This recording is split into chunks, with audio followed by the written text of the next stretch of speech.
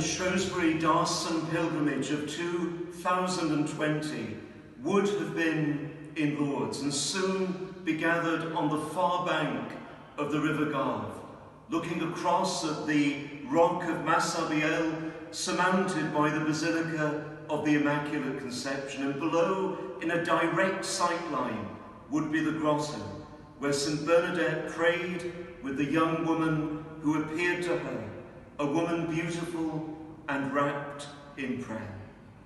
This is the story we always recall on the first morning of the pilgrimage.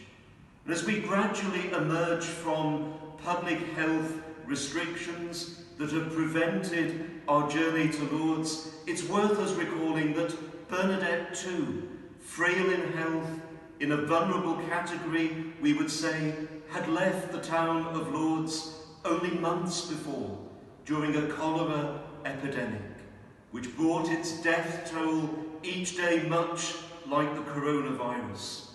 She was shielded in the tiny village of Bartres and lived through her own lockdown, cut off from family and the ordinary patterns of life. Her return to Lourdes in that deadly winter of 1858 was a brave one, motivated by one purpose: to be able to receive Christ himself in the Eucharist for the first time in her life. With no resident priest in Bartres, this meant Lourdes was the only place she could hope to find the Eucharist. An ailing Bernadette was collecting sticks and bones beside the River Garve in her family's grim struggle for survival on the morning of the 11th of February 1858, 2 years after this cathedral first opened its doors. It was in that land left to the poor that she would come to her first extraordinary encounter with the Blessed Virgin Mary, who smiled, bowed to this insignificant 14-year-old and graciously invited her to pray silently with her.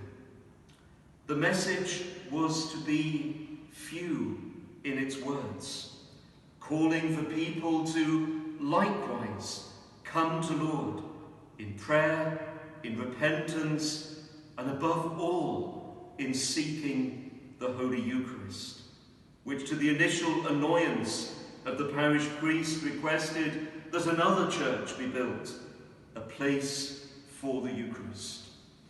The big question until the 25th of March was the identity of this beautiful, prayerful woman, which is the theme for all the pilgrimages to Lourdes this year. Some speculated it might have been the appearance of a soul of one of the victims of the epidemic. Yet when Bernadette repeatedly asked the question, the lady's only response was to smile until the answer was finally given, and it left Bernadette in confusion. 5 words in the local language and dialect, as we know that Bernadette barely understood French. Yet even in her language, Bernadette did not seem to understand a word of it. Indeed, she couldn't pronounce the last 2 syllables. She repeated the words over and over again as she rushed through the streets of Lourdes to the door of the parish priest, telling in the moment the door opened, "I am the Immaculate Conception." The formidable parish priest was first tempted to say, "You vain little creature," until he realized this was the name Bernadette had been given, and she'd no idea what its meaning was. Bernadette, all the same, was dismissed from the door and told this was no name at all.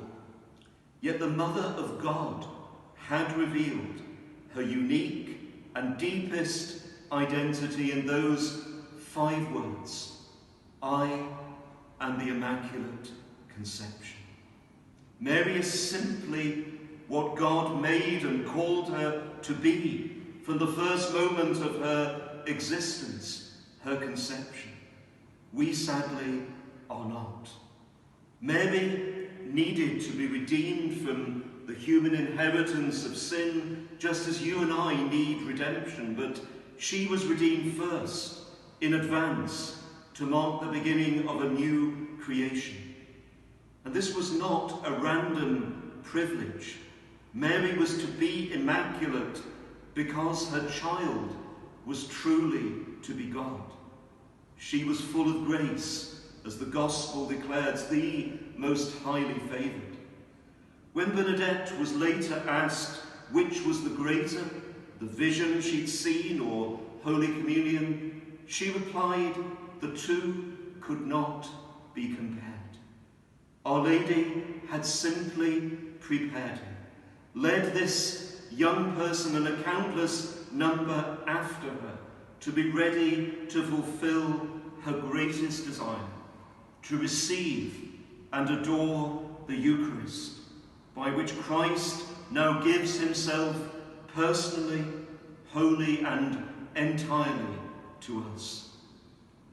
As we all emerge from the state of lockdown and set out on this virtual pilgrimage,